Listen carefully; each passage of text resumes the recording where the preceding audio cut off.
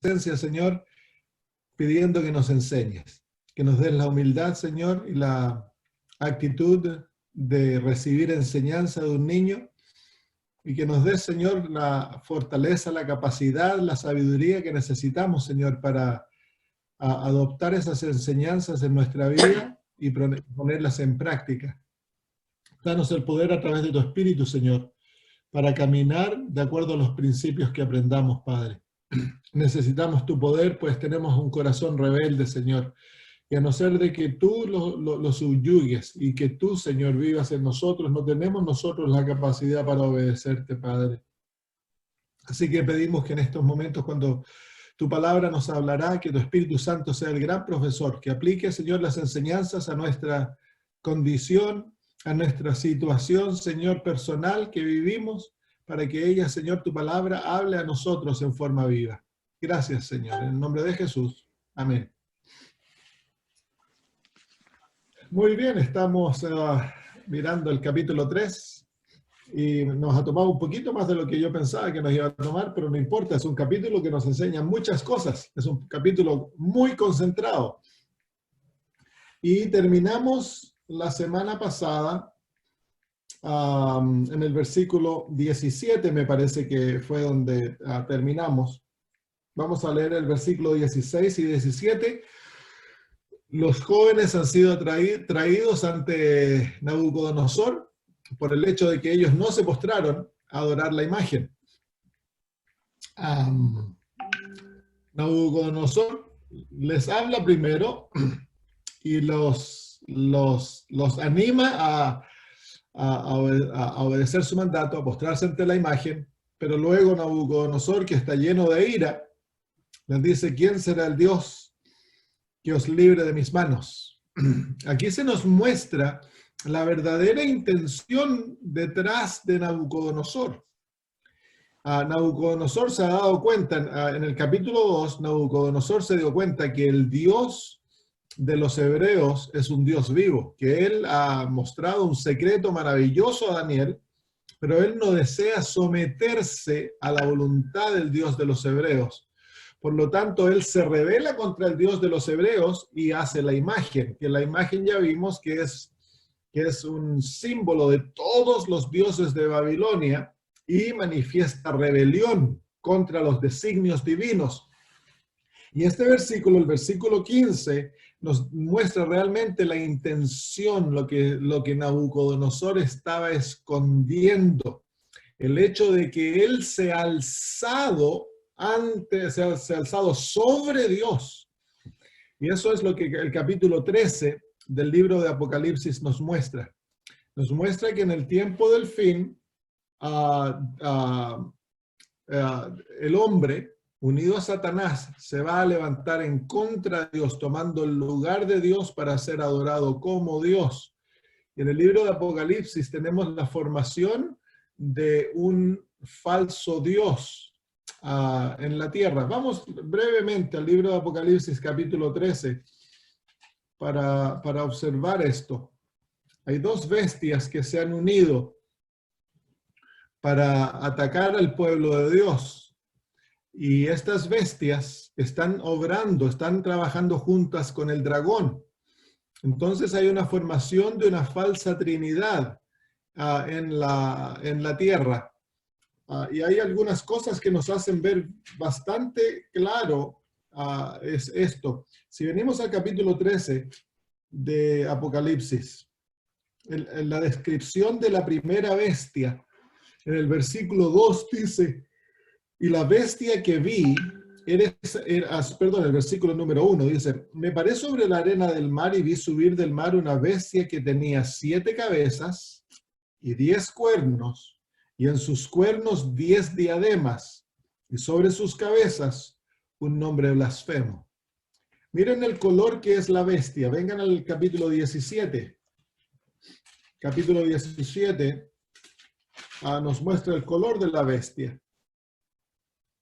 En el versículo 3 dice: y me llevó en el espíritu al desierto, y vi una mujer sentada sobre una bestia escarlata, así que la bestia es roja.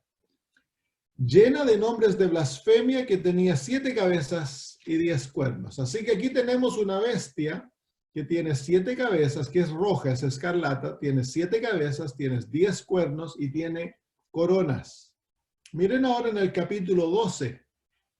En el capítulo 12, en el versículo 3, dice así: también apareció otra señal en el cielo.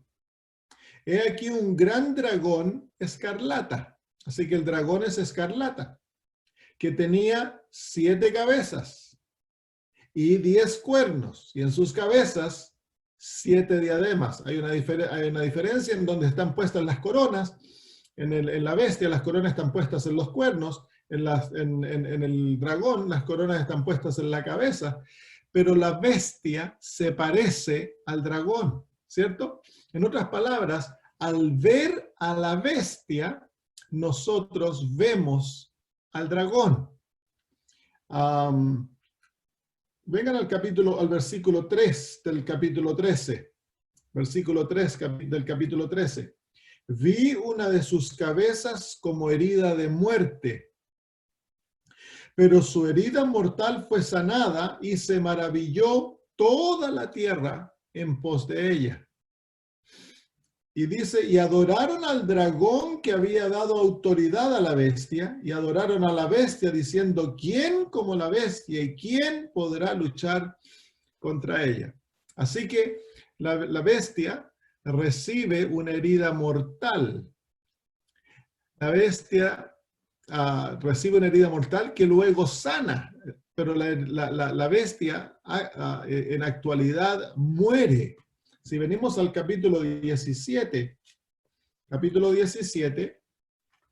nuevamente el versículo 8, nos da una explicación de esto. Dice, capítulo 17, versículo 8, dice: la bestia que has visto, refiriéndose a la bestia, dice, era, así que tiene una existencia pasada. Luego dice, y no es, así que ha dejado de existir. Y luego dice, y está para subir del abismo. Así que aquí tenemos que la bestia tiene 3 fases en su existencia. Era, muere o deja de existir, y luego resucita, tiene una resurrección, vuelve a la vida. Mantengan esto en cosita, porque luego lo vamos a comparar a otra cosa. Y el versículo, vamos de vuelta al capítulo 13 de Apocalipsis. Dice que el dragón le dio a la bestia su autoridad y su trono, y que cuando se adora a la bestia, se adora al dragón. En el versículo 5 dice: también se le dio boca que hablaba grandes cosas y blasfemias, y se le dio autoridad para actuar 42 meses. 42 meses es igual a 1260 días, que es igual a tiempos y mitad de un tiempo, que son 3 años y medio. Así que el tiempo que la bestia reina son 3 años y medio. Luego recibe la herida mortal y muere, y luego resucita. 3 años y medio profético, por supuesto, son 1260 años literales. Y una vez que resucita, todo el mundo se maravilla y la adoran. Ahora, veamos entonces estos puntos. La bestia se parece al dragón. Cuando tú ves al dragón, ves a la bestia. Cuando tú ves a la bestia, ves al dragón. La bestia recibe su poder y grande autoridad del dragón. La bestia reina o tiene un ministerio por 3 años y medio, recibe una herida mortal, muere y luego resucita. Cuando resucita, todo el mundo se maravilla en pos de ella. Y la bestia es adorada, por lo tanto la bestia proclama ser Dios. Ahora, si nosotros vemos esto, nos vamos a dar cuenta que Jesús dice: si me has visto a mí, has visto al Padre. Señor Jesús dice, toda autoridad me es dada a mí en el cielo y en la tierra. ¿Quién le da la autoridad? Dios el Padre. El que adora a Cristo, o obedece a Cristo, o sigue a Cristo, sigue al Padre. El ministerio de Jesús fue por 3 años y medio.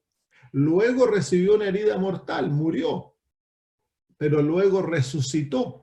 Y eventualmente todos adorarán a Cristo Jesús.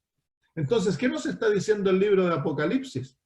El libro de Apocalipsis nos está diciendo que la primera bestia del capítulo 13 es una bestia que toma el lugar de Cristo.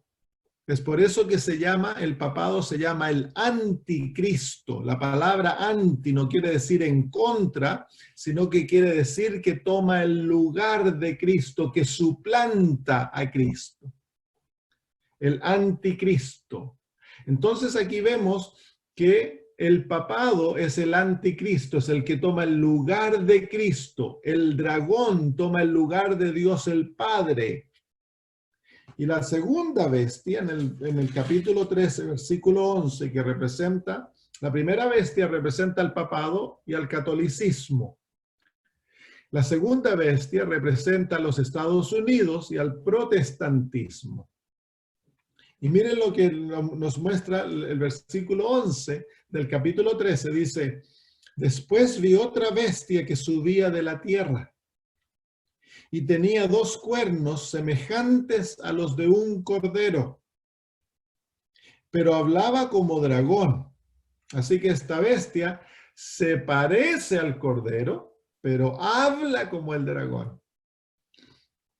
¿Se acuerdan ustedes a quién dejó Jesús que tomaba su lugar y que nos iba a hablar las palabras que escuchara de Dios? ¿Quién era? El Espíritu Santo. Y luego dice el versículo 12, y ejerce toda la autoridad de la primera bestia en presencia de ella. Así que aquí vemos de que la segunda bestia toma el lugar del Espíritu Santo, lo podríamos llamar es el anti-Espíritu Santo, el que toma el lugar del Espíritu Santo. Y miren, el Espíritu Santo ejerce toda la autoridad de Jesús. Él toma el lugar de Cristo en su presencia, porque Él trae la presencia de Jesús. Y luego dice, y hace que la tierra y los moradores de ella adoren a la primera bestia. Así que la segunda bestia guía al mundo a adorar a la primera bestia. Es el Espíritu Santo el que nos lleva a adorar a Cristo, el que nos lleva a someternos a Él, a obedecerle. Versículo 13 dice, también hace grandes señales, de tal manera que aún hace descender fuego del cielo a la tierra delante de los hombres.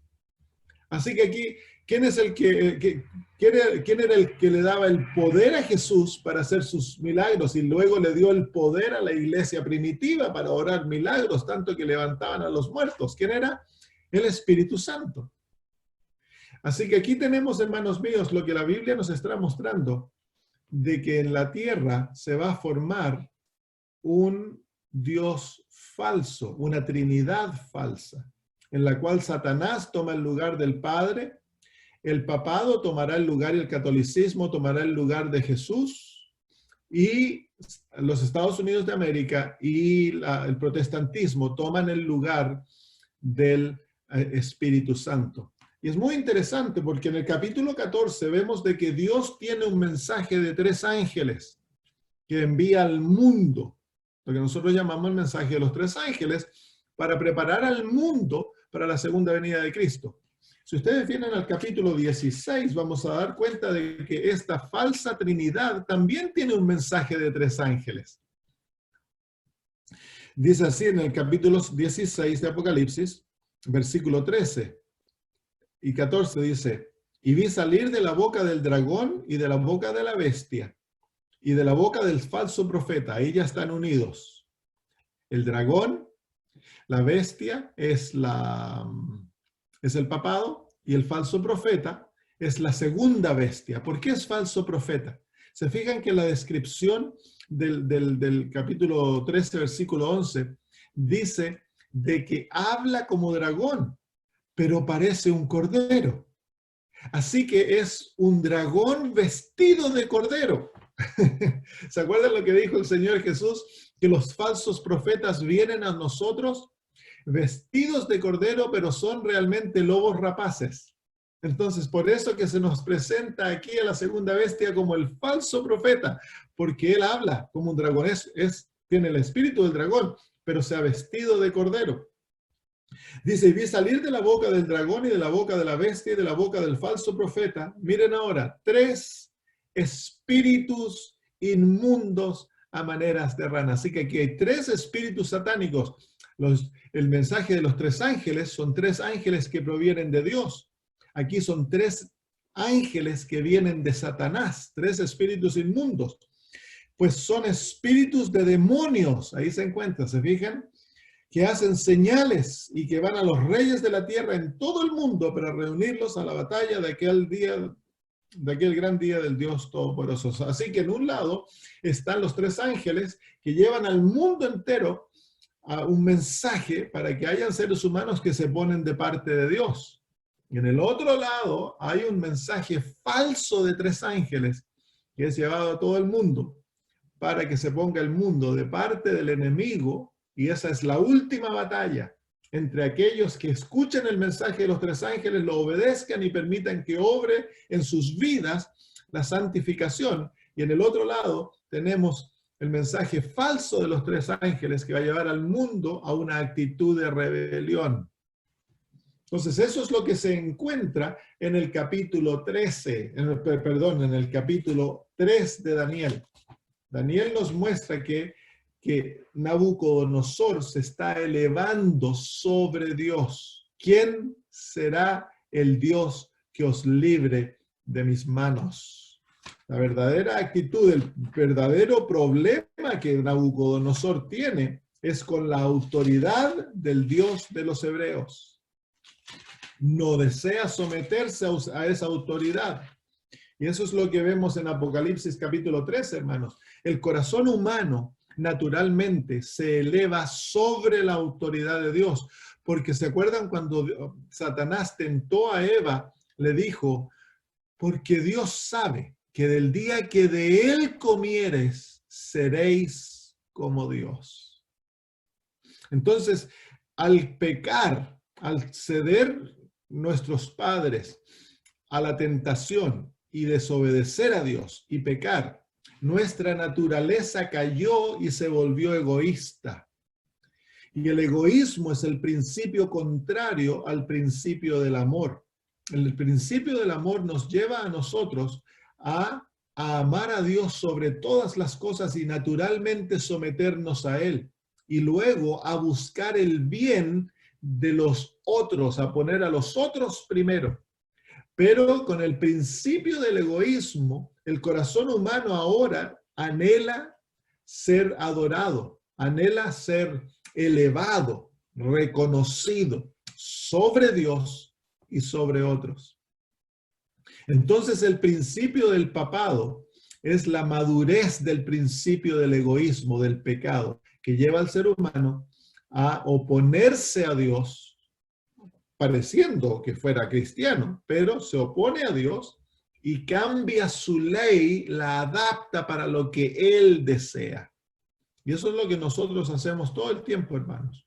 Si el corazón no está sometido a Dios, si no nos hemos entregado y subyugado a Cristo, entonces tú te vas a dar cuenta que tú realmente nunca obedeces a Cristo. Tú te llamas cristiano, vas a la iglesia, parecieras externamente eres un cordero, pero dentro de sí nosotros seguimos siendo lobos si no hemos sido realmente convertidos. ¿Y qué es la conversión? La conversión, hermanos, es una entrega total del yo a Cristo para que Cristo sea el que gobierne el corazón y nosotros estemos subyugados a Él. Si no, siempre vamos a estar batallando contra sus principios. Nos excusamos en el pecado. Transgredimos su ley, sus mandamientos, lo que Él nos enseña, pero lo ponemos, bueno, si Dios es un Dios de amor y Él mira el corazón, no lo que nosotros comemos, no lo que nosotros nos vestimos, no lo que nosotros hacemos. Dios sabe que yo lo amo, pero estamos violando su ley. De la misma manera, esa es la actitud del número 666. Es una rebelión solapada contra Dios que eventualmente se revela, se manifiesta públicamente. Y eso es lo que ocurre en el tiempo del fin. Muy bien, con esa introducción nos vamos entonces a ver ¿hay alguna pregunta en cuanto a lo que hemos dicho? Si tienen alguna pregunta, abran el micrófono, digan pastor, así yo paro de hablar y les dejo hacer la pregunta. Y así podemos ir comentando a medida que vamos avanzando. Vamos al versículo entonces, capítulo 3 y versículo 16 y 17. Sadrach, Mesach y Abednego respondieron al rey Nabucodonosor diciendo: no es necesario que te respondamos sobre este asunto. He aquí nuestro Dios a quien servimos puede librarnos del horno de fuego ardiendo, y de tu mano, oh rey, nos librará. Esos versículos están llenos de significado, hermanos. Muestran el carácter de estos muchachos. Recuérdense, son muchachos, no son hombres maduros, son muchachos, pero tienen un carácter que ha madurado, un carácter que se ha formado totalmente, hermanos. Son 100% fieles. Y fíjense la palabra, dice el versículo 17, dice: he aquí nuestro Dios a quien servimos. Dejen ahí su dedo y volvamos al libro de Apocalipsis capítulo 7. Esa palabra servimos muestra una actitud de servidumbre. Estos muchachos se consideran siervos de Dios o esclavos de Dios. En el capítulo 7, en el versículo 4, en el versículo 3, hablando de los 144,000, son descritos de esta manera, dice, diciendo: no hagáis daño a la tierra, ni al mar, ni a los árboles, hasta que hayamos sellado en sus frentes a los siervos de nuestro Dios. ¿Quiénes van a ser sellados? Los siervos. ¿Quiénes son siervos? Aquellos que sirven a Dios. Y para ser siervos, ¿quién es un siervo, hermanos? ¿Quién es un esclavo? La palabra la palabra en griego es la palabra doulos, que significa esclavo. Así que los hijos de Dios han llegado a considerarse esclavos de Dios. Ahora, esta es una esclavitud de amor, porque nosotros, al darnos cuenta de lo que Cristo ha hecho por nosotros, que Él murió para libertarnos de nuestra esclavitud al pecado, que con su sangre Jesús firmó nuestra carta de emancipación, y al aceptarlo nos da libertad. Podemos escoger seguirlo o podemos escoger no seguirlo. Pero hermanos, al darnos cuenta de tal amor, nosotros nos sometemos a Él libremente para ser sus siervos. Y el siervo es alguien que no tiene voluntad propia. Un siervo no es alguien que escoge en la mañana a qué hora se levanta, o si va a ir al trabajo, o se queda en la casa. El siervo hace la voluntad de su amo, de su Señor, ¿cierto? Entonces los 144,000 se han sometido totalmente a la voluntad de Cristo. Su voluntad ha sido unida a la voluntad de Jesús para que Jesús haga su voluntad en ellos. Y el obedecer a Jesús ha llegado a ser la máxima expresión de su amor, hermanos. El amor, la obediencia en las Sagradas Escrituras es la máxima expresión de amor. Porque la ley de Dios, hermanos, es una ley de amor. La naturaleza de la ley de Dios es el amor. El que ama, dice el apóstol Pablo, ha cumplido los mandamientos. El Señor Jesús dice: si me amáis, guardad mis mandamientos. No es posible obedecer a Dios si no lo amamos. Dios no acepta una obediencia forzada. La única obediencia que Dios acepta, dice la hermana de White, es una obediencia motivada por un amor profundo, hermanos. Entonces, aquí vemos que estos muchachos sirven al Dios del cielo. ¿Por qué? Porque ellos tienen una actitud de siervos. Lo que Dios dice, eso haremos. Y lo haremos porque lo amamos, no porque estamos forzados, sino que es una servitud de amor. Nos hemos entregado porque le amamos y hemos permitido de que el Señor reine en nosotros porque sabemos que nosotros no podemos gobernar nuestro corazón. Si tú y yo deseas gobernar tu corazón a través de tu voluntad, Satanás gobierna tu corazón y te lleva a ser siervo del pecado. Para que tú seas siervo de la justicia, ha de Cristo gobernar tu corazón y morar en él a través de su Espíritu Santo. Y para ello hemos de someternos totalmente a Cristo. Entonces, vemos en el capítulo 3 que ahora estos tres muchachos representan a los 144,000. Ellos han llegado a ser siervos. ¿Por qué? Porque están motivados por el amor.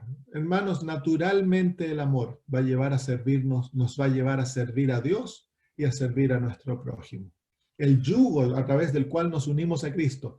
Tomad mi yugo sobre vosotros y aprended de mí que soy manso y humilde de corazón y hallaréis descanso para vuestras almas, dice el Señor. Ese yugo es un yugo de unión a Cristo, a través del cual creceremos a ser como Él, mansos y humildes de corazón, y aprenderemos a servir como Él sirvió. Aprenderemos a ser como Él. Muy bien, entonces los muchachos le dicen al rey: he aquí nuestro Dios a quien servimos puede librarnos del horno de fuego ardiendo. Puede librarnos y de tu mano nos librará. Pero luego dicen, y si no. Y si no. Eso representa una madurez de experiencia muy profunda, hermanos. Ellos conocen a Dios personalmente. Y ellos permiten que Dios sea Dios, que Él sea el que escoja, y ellos están seguros que lo que Dios escoja es lo mejor para ellos, a pesar de que Dios a lo mejor los va a permitir que sean echados en un horno de fuego. Y puede que mueran, pero ellos no, su obediencia, su fidelidad a Dios no está para la venta, no es condicional. Tristemente, hermanos, muchas veces nosotros tenemos una actitud condicional con Dios. Señor, si tú me sanas, entonces yo te voy a dar esto, te voy a hacer lo otro. Pero si no, ¿qué pasa si Dios no te sana? ¿Qué pasa si te dijeran tienes cáncer y Dios escogiera no sanarte antes del descanso, sino que te sanara al otro lado del descanso? Muchos se desaniman. Muchos se desaniman a tal punto, están orando, Señor, por favor, dame un trabajo, no tienen trabajo. Y el Señor se demora en darles el trabajo y pareciera que Dios no les va a dar el trabajo, entonces llega una prueba. Van a seguir amando a Dios. Y resulta que sale una oportunidad de trabajar el sábado, pero bueno, Dios entiende. Tengo necesidad de trabajo, yo voy a tomar este trabajo. Entonces sacrificamos nuestra fidelidad. O nos enojamos con Dios y dejamos de pagar el diezmo. Nos enojamos con Dios, dejamos de orar. Nos enojamos con Dios, dejamos de ir a la iglesia. ¿Por qué? Porque nuestra fidelidad es condicional. En otras palabras, nosotros somos Dios y Dios tiene que ser siervo nuestro. Él tiene que hacer lo que yo le digo, si no yo me enojo. Me ofendo, me irrito. ¿Cierto? No estos muchachos tienen el mensaje de los tres ángeles, se podría decir, amadurado. Ya no están controlados por el principio de Babilonia. El mensaje del primer ángel dice que debemos temer a Dios y darle gloria, porque la hora de su juicio ha llegado y debemos adorar a Dios. Entonces el primer mensaje, el mensaje del primer ángel nos lleva a centrar nuestra vida en Dios, en que Dios llegue a ser supremo en nuestras vidas. a someternos a Él, llegar a ser sus siervos. Y el segundo mensaje de Babilonia, dice, ha caído Babilonia. Ese es un canto de liberación, donde este principio de Babilonia, que es el asiento, el fundamento del yo, ha caído y deja de controlarnos. Ya no vamos a buscar nuestra exaltación. Hemos muerto al yo. Ahora Dios, Jesús, el Espíritu Santo llega a ser todo en nuestra vida. Y luego viene el tercer mensaje, que es el mensaje contra la marca de la bestia, que muestra una madurez, que el pueblo de Dios va a alcanzar un carácter que lo va a llevar a ser fiel a Dios a pesar de que todo el mundo esté en contra de ellos. La imagen de estos tres muchachos. Todo el mundo está en contra de ellos. Todos adoran a la bestia. Ellos están felices de ponerse de pie y que los echen al horno de fuego, porque ellos son siervos de Dios. Babilonia no los controla. Muy bien. Entonces ahora viene lo que nosotros llamamos el tiempo de gran angustia, porque ahora se va a enactar la pena de muerte. Ellos han pasado ya, entraron al tiempo de angustia porque comenzó persecución. Ahora han sido llevados ante el rey, están bajo gran presión. Todos los que vienen a adorar a la bestia, a la imagen, están en contra de ellos. Todo el mundo está ahora en contra de ellos. Esto es el tiempo de angustia. Pero el tiempo de angustia va a crecer a llegar a ser el tiempo de gran angustia del cual nunca ha habido antes. Y lo vemos en Daniel capítulo 12. Daniel capítulo 12, versículo 1. Dice, en aquel tiempo se levantará Miguel, el gran príncipe que está de parte de los hijos de tu pueblo, y será tiempo de angustia, cual nunca fue desde que hubo gente hasta entonces. Pero en aquel tiempo será libertado tu pueblo, todos los que se hallen escritos en el libro. ¿Se fijan? Este versículo se aplica a Daniel, a Sadrach, Mesach y Abednego.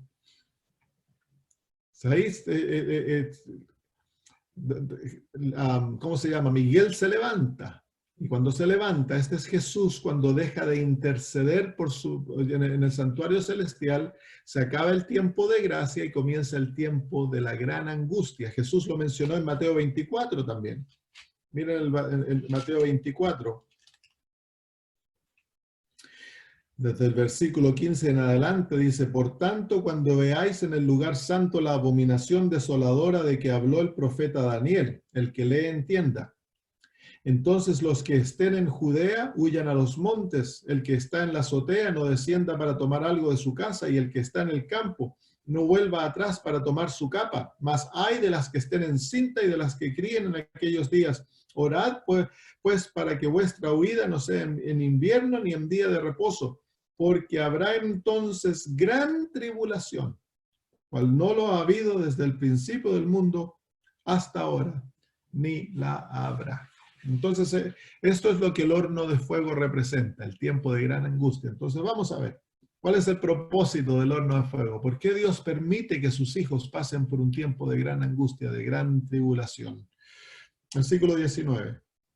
Entonces Nabucodonosor se llenó de ira. Capítulo 3 de Daniel, versículo 19.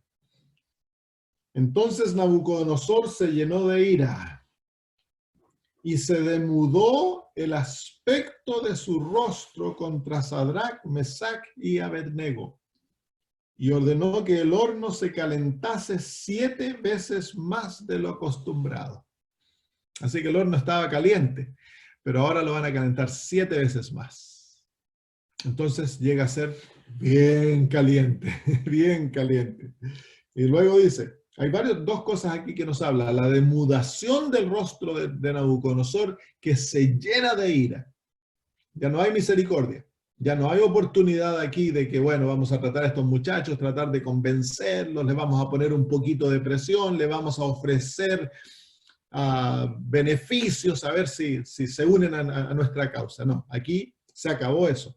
Ahora se enacta la pena de muerte.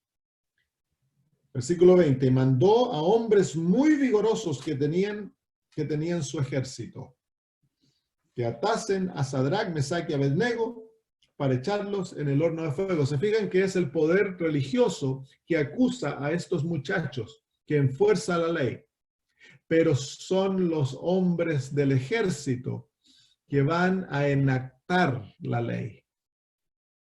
Y luego dice, versículo 21, entonces estos varones fueron atados con sus manos, sus calzas, sus turbantes, con sus mantos, sus calzas, sus turbantes y sus vestidos, y fueron echados dentro del horno de fuego ardiente. Así que la profecía nos muestra que el pueblo de Dios, hermanos míos, va a entrar a un tiempo de gran angustia. ¿Saben ustedes que el carismatismo y el pentecostalismo y la iglesia evangélica enseñan de que la iglesia va a ser raptada antes de este tiempo? Antes de la gran tribulación, la iglesia va a ser llevada al cielo, y que la gran tribulación tan solo van a pasar el mundo. Pero no es así. Aquí se nos muestra claramente que el pueblo de Dios entra, es echado por el mundo en un tiempo de gran angustia. ¿Qué va a ser este tiempo de angustia? Miren lo que nos muestra en el libro de Mateo. El Señor Jesús nos da una vislumbre de este tiempo. Mateo 24 nuevamente. Mateo 24, versículo 9. Dice, entonces os entregarán a tribulación y os matarán, y seréis aborrecidos de todas las gentes por causa de mi nombre. Entonces quiero que se fijan aquí que con el versículo 9 comienza un tiempo de angustia. Y en el versículo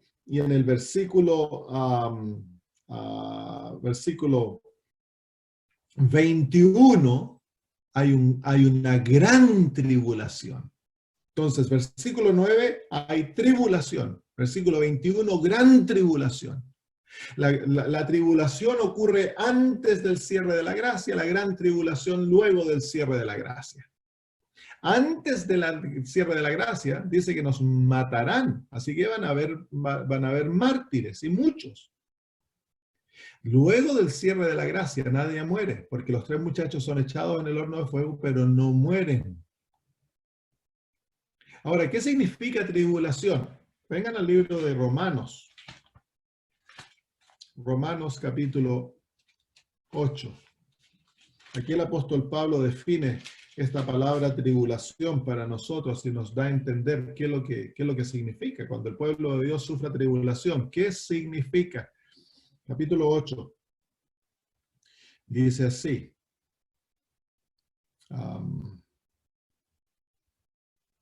Vamos a leer desde el versículo. Estoy buscando el versículo. Dice, versículo 35. ¿Quién nos separará del amor de Cristo? Y ahora mire lo que dice. Tribulación, o angustia, o persecución, o hambre, o desnudez, o peligro, o espada. Como está escrito, por causa de ti somos muertos todo el tiempo. Somos contados como ovejas de matadero. Entonces, ¿qué es tribulación? Ahí está, nos da varias palabras para entender. Dice angustia, angustia mental, persecución, hambre, desnudez, peligro, espada. Eso es muerte. Entonces ahí está como se llama la definición de tribulación. Eso es lo que el pueblo de Dios va a sufrir cuando este tiempo llegue, hermanos. Una gran crisis. Vamos de vuelta a Daniel capítulo 3 entonces. Daniel capítulo 3.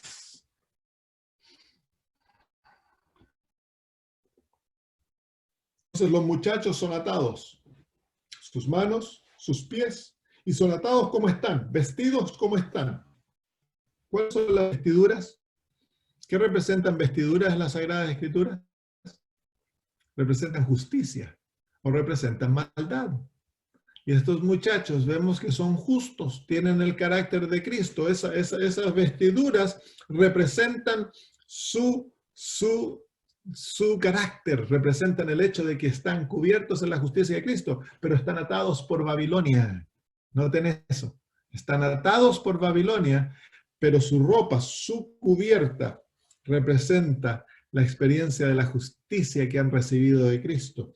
Vamos entonces al versículo 21. Entonces estos varones fueron atados con sus manos, sus calzas, sus turbantes, sus vestidos y fueron echados dentro del horno de fuego ardiente. Capítulo 3 de Daniel, versículo 22 ahora. Y como la orden del rey era apremiante y lo habían calentado mucho, la llama del fuego mató a aquellos que habían alzado a Sadrach, Mesach y Abednego. ¿A quién mata la llama? ¿A quién mata? Mata a los verdugos, no mata a los muchachos. Así que el tiempo de angustia no es para hacerle daño al pueblo de Dios. El tiempo de angustia, cuando las plagas van a estar cayendo, los que realmente van a sufrir el pago son aquellos que nos van a estar tratando de matar. Pero el pueblo de Dios está cobijado. Es un tiempo muy difícil para el pueblo de Dios porque especialmente pasan por un tiempo que se llama la angustia de Jacob. Pero ya vamos a ver cuál es el propósito de este tiempo. Dios todo lo hace para nuestro bien, hermanos. Todo lo permite para nuestra bendición. Cuando Dios permite angustia y dificultades es para bendecirnos, no porque Dios es un Dios sádico. Versículo 23, y estos tres varones, Sadrach, Mesach y Abednego, cayeron, miren esa palabra, atados dentro del horno de fuego ardiendo. Entonces el rey Nabucodonosor se espantó y se levantó apresuradamente y dijo a los de su consejo, ¿no echaron a tres varones atados dentro del fuego? Ellos respondieron al rey, ¿es verdad, oh rey? Y él dijo, he aquí yo veo 4 varones sueltos que se pasean en medio del fuego sin sufrir ningún daño. Y el aspecto del cuarto es semejante a los hijos de los dioses. ¿Se fijan ustedes? Caen al fuego y ¿qué fue lo que quemó el fuego? Ya no están atados, cayeron en el fuego atados. Las ataduras que había puesto Babilonia en las manos y en los pies. Caen al fuego y ¿quién aparece inmediatamente en el fuego, hermanos? ¿Quién apareció inmediatamente en el fuego? Miguel, Jesús, el Hijo de Dios. A nosotros se nos ha enseñado, no se nos ha enseñado, nosotros hemos concluido por algunas citas de la hermana de White donde ella dice que el pueblo de Dios tendrá que estar de pie ante un Dios santo, sin intercesor. Y esto a nosotros, a muchos adventistas les ha causado susto, miedo. Hay muchos adventistas que oran, Señor, yo no sé si voy a ser fiel, así que yo quiero que me lleves al descanso antes que venga este tiempo. Hay 2 oraciones dentro del pueblo adventista que son muy comunes. Una es la oración del que dice, viene el tiempo de angustia, yo no voy a poder ser fiel, Señor, mátame. Antes de eso muero, yo deseo morir, porque muchos adventistas están aterrados del tiempo de angustia. ¿Por qué? Están aterrados por el hecho de que ellos creen de que van a tener que pasar solos. Ellos dicen, el Espíritu Santo se va a haber retirado de la tierra y yo no voy a tener intercesor. Voy a estar solito. Y están los otros que oran, los jóvenes. Dicen, Señor, no permites que llegue este tiempo todavía antes que yo me case. El joven adventista se desea casar antes que Jesús venga. Así que esas son las 2 oraciones más comunes dentro del pueblo adventista. Pero en este tiempo, hermanos míos, Miguel dice que se levanta. Capítulo 12, versículo 1. En aquel tiempo se levantará Miguel y habrá tiempo de angustia. ¿Para qué se levanta Miguel? ¿Para abandonar al pueblo? Ya no necesita interceder más. ¿Por qué? Porque se ha cumplido, se ha madurado el plan de la redención. Ahora hay un pueblo que es 100% fiel. Han sido sellados. Ya no se rebelan más. Entonces no hay necesidad de intercesor. ¿Pero para qué se levanta? no se levanta para dejarnos solos. Él se levanta para venir a estar con nosotros. Eso es lo que dice, eso es lo que muestra la historia de Daniel 3.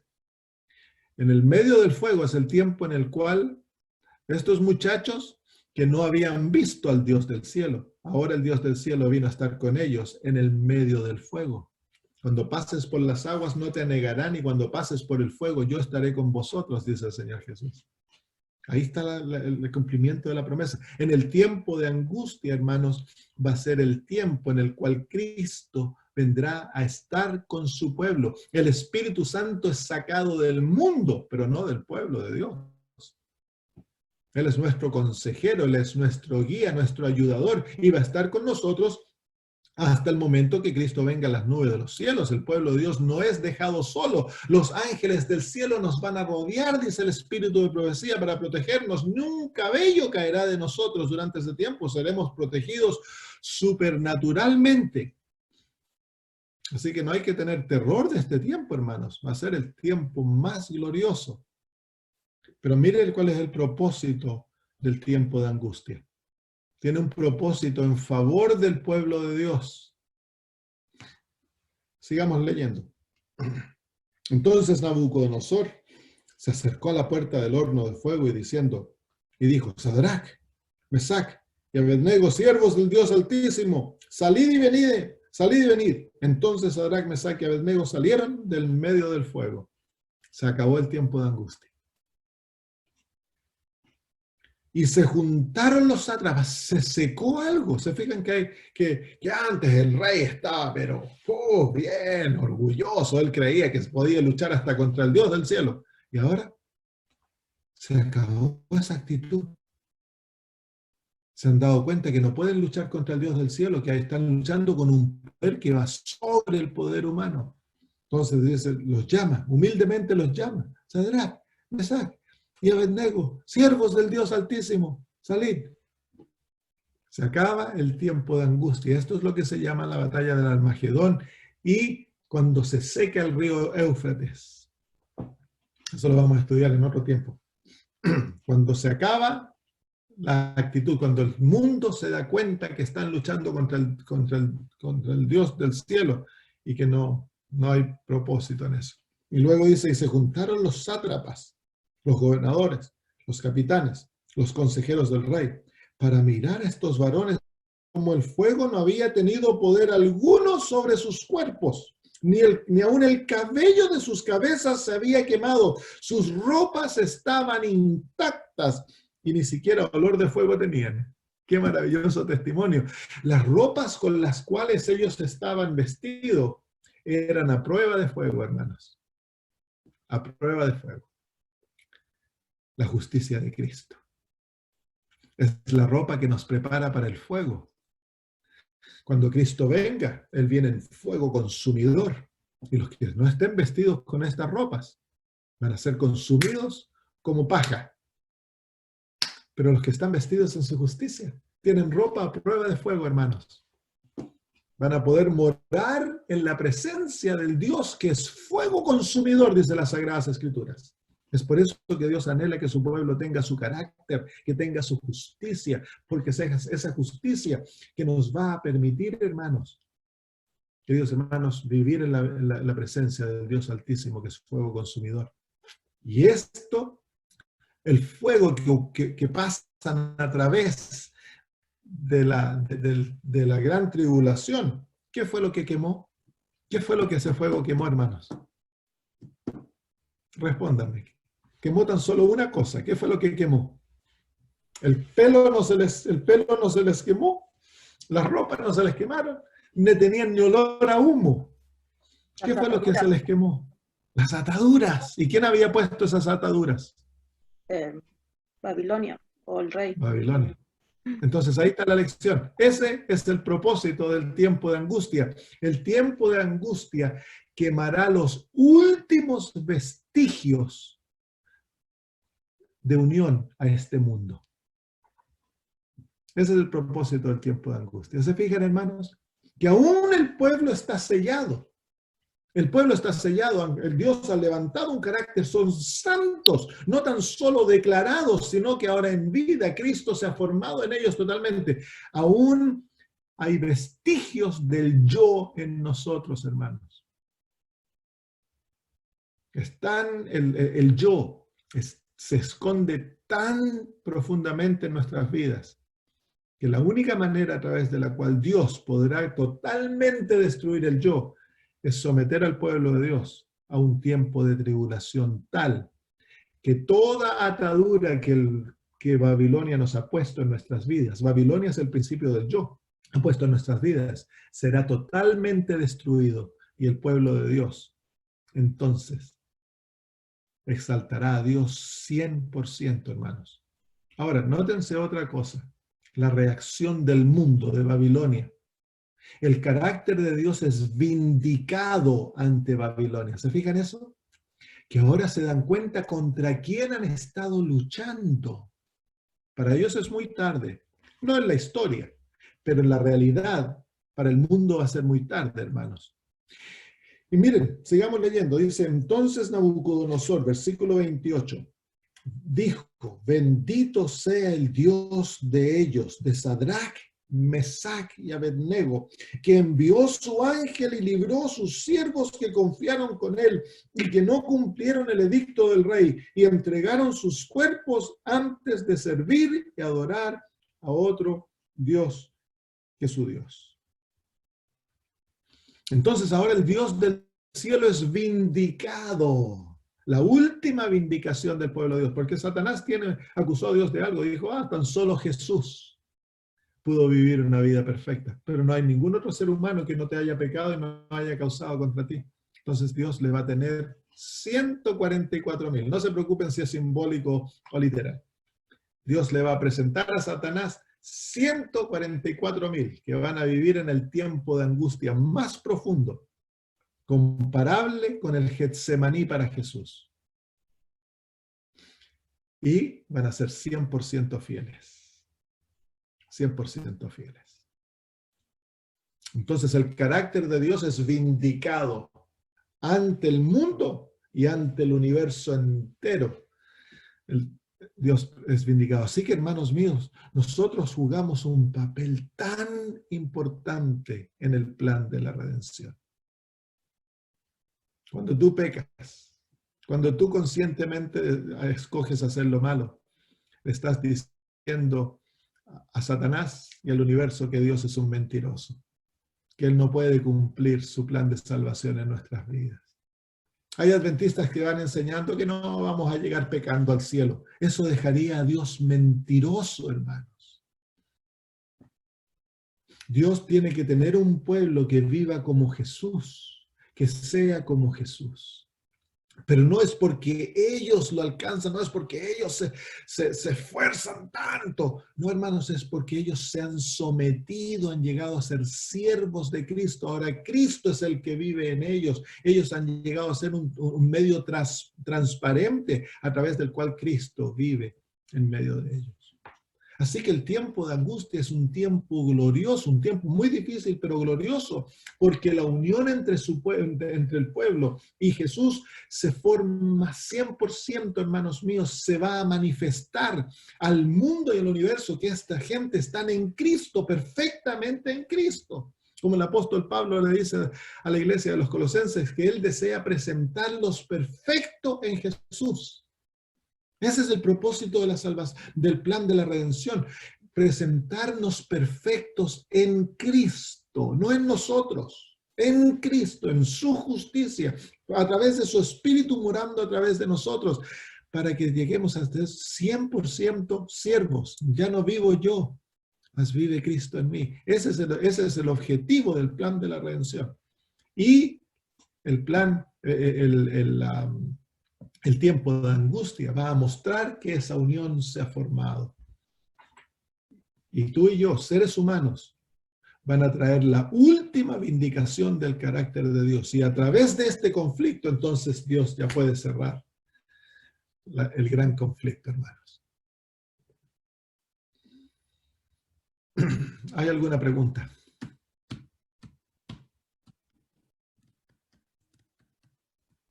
cuán importante entonces es formar caracteres, hermanos. Todo lo que Dios nos ha dado como pueblo adventista es para formar carácter. Un carácter en la imagen de Jesús, un carácter fiel. En el cielo, el valor de un ser humano está contado por su carácter. El carácter es lo que vale. Y Dios anhela que nosotros tengamos el carácter de Jesús imputado y a través de e impartido, que lleguemos a vivir como Jesús. El mar es las naciones del mundo antiguo. Y la tierra específicamente representa a los Estados Unidos de Norteamérica como geográficamente.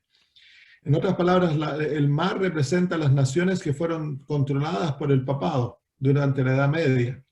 Y cuando uno estudia donde el papado llegó, el papado fue de Europa, se fue al Medio Oriente, se fue a la China, a India, a África, Centroamérica, Canadá y Sudamérica. El papado lo controló todo, excepto Norteamérica. Así que la tierra representa aquí lo opuesto. La tierra representa la nación o el punto geográfico donde los Estados Unidos de Norteamérica creció. Y ahora es interesante que las bestias de Apocalipsis o las bestias de Daniel, ellos conquistan para llegar a tener poder. En Apocalipsis 13:11 se nos dice que la segunda bestia sale o crece. La nación de los Estados Unidos no conquistó a otra bestia, sino que creció como una plantita, como nación, y llegó a madurez. Y fue una nación que por muchos años era como se llama, como cordero. Pero ahora ya hace tiempo que está hablando como dragón y se va a manifestar más aún como dragón cuando enfuerce la violación de la ley de Dios a través de la imposición de la ley dominical. Bueno, eso es señal de apostasía en nuestro medio, porque ese no es el mensaje de la Biblia. Es verdad que debemos de amar a cualquier costo. Dios nos amó hasta el costo que Él murió por nosotros, y eso es lo que debemos nosotros, amar a nuestro hermano, estar dispuestos a dar nuestra vida por Él. Pero el amor no es un manto para esconder el pecado. El amor no porque uno ame a una persona, va a entonces dejar, por ejemplo, yo amo a mi esposa, así ella ya no comienza a cometer adulterio. Yo no sé, bueno, la amo tanto, no importa que siga cometiendo adulterio, si realmente no importa. Entonces, eso como se llama, no tiene sentido. Pero muchas veces nosotros lo usamos esa terminología dentro de la iglesia porque no entendemos el propósito del amor, es llevarnos a la obediencia y que obedezcamos realmente como Dios desea que obedezcamos de corazón, que la vida esté totalmente sometida a su voluntad. Y es imposible cuando el amor gobierna el corazón, entonces ese amor va a permitir el pecado dentro del corazón. Los que excusan el pecado, los que no ven la profundidad del pecado, no entienden el principio del amor, porque el principio del amor es la antítesis del pecado. Donde mora el amor en el corazón, no puede morar el pecado. El amor o el pecado van a morar, no los dos. Entonces, cuando el amor comienza a tomar el corazón y nos trae la justicia de Cristo, vamos a inmediatamente anhelar ser como Él. Va a ser doloroso pecar. Ahora, no vamos a ir criticando al hermano, apuntando el dedo, pero cuando el hermano está en pecado, cuando se está haciendo lo equivocado, vamos a tratar de rescatar al hermano. El Señor Jesús fue el que nos dio los pasos de Mateo 18, que es lo que debemos hacer cuando el hermano está en pecado, qué debemos hacer cuando alguien está enojado con nosotros. Todas esas cosas son los principios celestiales. Fue el Dios del cielo que echó a Satanás del cielo. El Dios de amor eventualmente echó a Satanás del cielo porque no hubo lugar más para él allá. ¿Por qué? Porque él estaba gobernado por un principio distinto. Entonces, tristemente en todo el mundo se está haciendo exactamente lo mismo. Hay una teología que se ha introducido al pueblo de Dios, de que, como yo decía al principio, de que el pueblo va a seguir pecando hasta el día que Cristo venga, entonces ahí nos va a dar la victoria sobre el pecado. Entonces esta teología ha llevado a que la iglesia adventista pierda sus estándares de vida que teníamos, que eran altos. Ahora nos vestimos como el mundo, comemos como el mundo, pensamos como el mundo, nos entretenimos como el mundo y aún creemos que vamos a estar listos cuando Cristo venga. Imposible, hermanos. Imposible. Es uno de los engaños más sutiles que Satanás ha introducido en la iglesia, que tú puedes ser salvo en tus pecados.